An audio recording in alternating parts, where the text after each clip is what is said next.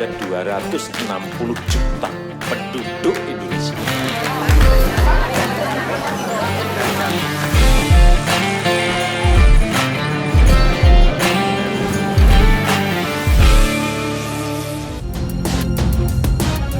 Bagaimana rasanya jika seorang pengangguran malah digaji oleh negara?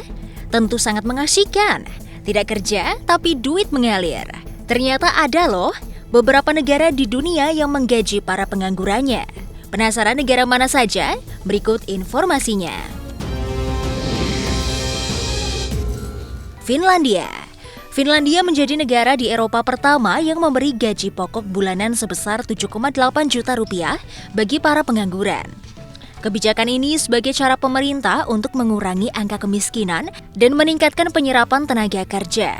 Pendapatan rata-rata para pekerja sektor swasta di Finlandia adalah sekitar 48 juta rupiah per bulan.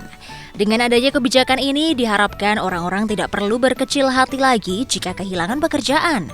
Tak hanya itu, para pengangguran yang sudah mendapatkan pekerjaan pun akan tetap menerima dana bantuan pemerintah sebesar 7,8 juta rupiah per bulan. Irlandia. Di negara Eropa, rata-rata memang memberikan tunjangan bagi pengangguran. Namun di Irlandia seorang pengangguran bisa mengklaim uang tunjangan tanpa syarat. Jumlah tunjangan yang diberikan mungkin dianggap tidak besar, namun uang tersebut bisa untuk menghidupi diri sendiri. Per bulannya para pengangguran akan mendapatkan uang tunjangan sekitar 3 juta hingga 12 juta rupiah. Tunjangan ini tak hanya untuk diri sendiri, bagi mereka yang punya anak, pemerintah akan menambahkan uang tunjangan hingga 2 juta rupiah. Swedia merupakan salah satu negara yang makmur. Swedia merencanakan akan menggulirkan sebuah aturan unik yang bikin orang-orang sedunia iri. Pemerintah akan memberikan tunjangan kepada semua rakyatnya, baik yang pengangguran ataupun yang tidak akan kebagian uang tunjangan. Tak tanggung-tanggung, negara ini memberikan uang yang cukup banyak bagi warganya. Pemerintah Swedia memberikan uang sekitar 33 juta rupiah per bulan kepada masing-masing penduduk dewasa. Sementara untuk anak-anak akan diberikan uang sebesar 1,9 juta rupiah per minggunya. Uang tunjangan ini berasal dari pajak dan juga asuransi sosial. Setiap orang pasti menginginkan hidup nyaman dengan penghasilan yang cukup untuk memenuhi kebutuhan hidupnya. Makanya banyak anak muda yang mengumpulkan penghasilan untuk dinikmati di hari tua. Bahkan beberapa orang masih mendapatkan penghasilan di hari tua dari pendapatan pensiun. Gak cuma di Indonesia, tapi di negara lain pun terdapat dana pensiun, bahkan di negara-negara ini memiliki sistem pensiun terbaik di dunia. Simak informasi berikut ini. Belanda mendapat indeks pensiun global yang tinggi mencapai 82,6. Sebagian besar para karyawan di Belanda menggunakan sistem pensiun publik dengan tarif tetap dan pensiun pekerjaan semi wajib terkait dengan pendapatan dan perjanjian industri. Di sana, penghasilan didasarkan pada rata-rata seumur hidup. Nilai indeks bisa ditingkatkan dengan meningkatkan tabungan dan mengurangi hutang rumah tangga serta meningkatkan partisipasi tenaga kerja di antara pekerja yang lebih tua karena harapan hidup meningkat. Denmark. Dengan indeks pensiun global 81,4, Denmark mendapatkan kekuatan industri dana pensiun berakar dari komitmennya untuk menjalankan konsep welfare state atau negara kesejahteraan yang bercirikan penerapan pajak tinggi sebagai upaya untuk mendistribusikan aset. Denmark memiliki 3 pilar industri dana pensiun. Pertama dari program pensiun pemerintah yang didapat dari penerimaan pajak negara, kemudian dengan skema program pensiun ATP yang merupakan dana tambahan bersifat wajib dari potongan gaji dan perusahaan. Yang terakhir yaitu pensiun personal antara pekerja dan juga bank atau dana pensiun lembaga keuangan.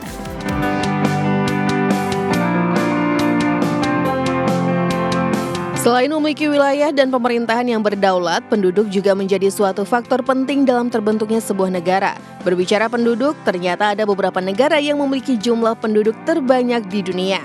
Dan berikut TOEFL telah merangkum informasi tentang negara dengan penduduk di dunia untuk Anda.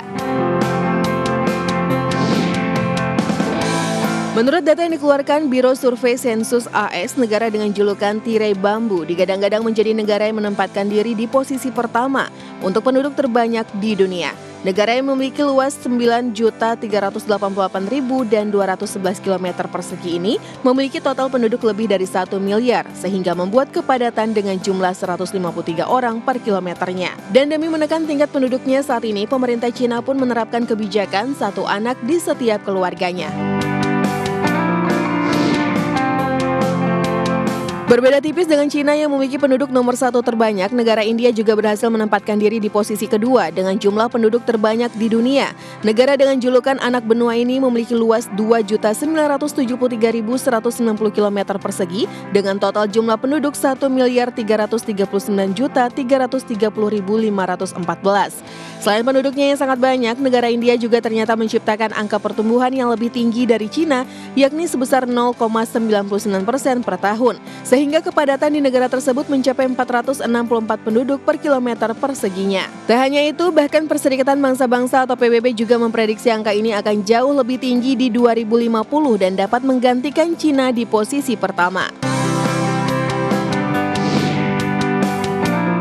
Amerika Serikat atau negeri Paman Sam juga berhasil menduduki posisi ketiga pada penduduk terbanyak di dunia setelah Cina dan India. Menurut Biro Sensus mereka, negara tersebut memiliki jumlah penduduk sebanyak 332.475.723 dari 50 negara bagian Amerika Serikat. Namun karena luas negaranya yang cukup besar, membuat kepadatan penduduk di negeri Paman Sam tersebut hanya berkapasitas 36 orang per kilometer perseginya. Selain jumlah penduduknya yang cukup banyak, Amerika Serikat juga mencatat angka pertumbuhan penduduknya sebesar 0,59% per tahun.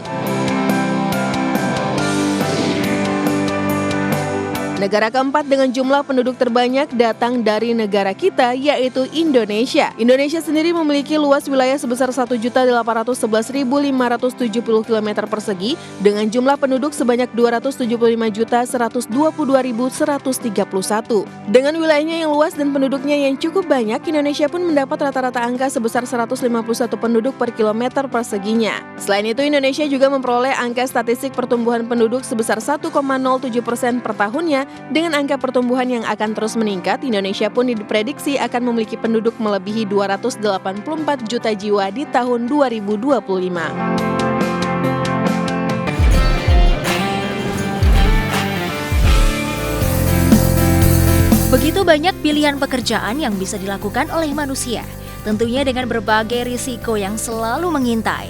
Seperti beberapa orang berikut ini yang rela menantang maut demi pekerjaan paling berbahaya sekaligus memiliki pendapatan yang sangat luar biasa.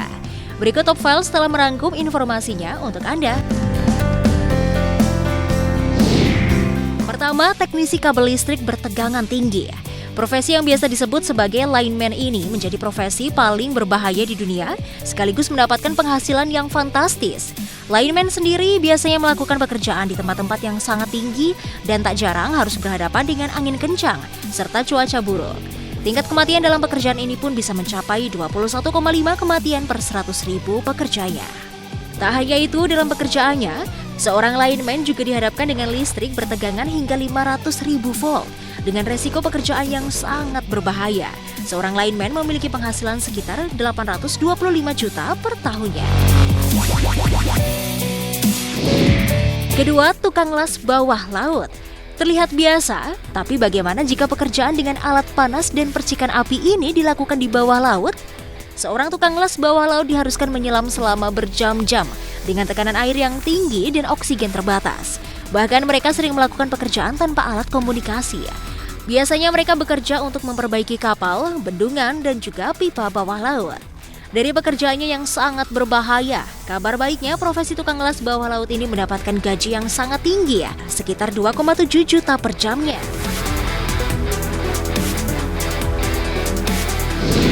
Keempat, nelayan kepiting Alaska. Bukan kepiting dengan ukuran biasa, tapi ukuran yang besar dan banyak diburu hingga populer di dunia. Seorang nelayan kepiting Alaska pun menjadi salah satu profesi paling berbahaya di dunia karena mereka harus berada di tengah laut dengan suhu di bawah 0 derajat Celcius selama lebih dari 24 jam. Tak hanya itu, para pekerja juga harus menahan sakit dari tajamnya kulit kepiting yang mengenai tubuh. Dan juga para nelayan harus berhati-hati agar dirinya tidak terlempar dari kapal yang ditumpangi ketika menangkap kepiting Alaska. Gaji seorang nelayan kepiting Alaska ini terbilang sangat fantastis. Dalam satu kali panen, para nelayan mampu menghasilkan 5 miliar rupiah dalam waktu 1 hari saja. Namun sebelum melakukan pekerjaan, biasanya para nelayan mengadakan tradisi makan-makan dan pesta dengan keluarga.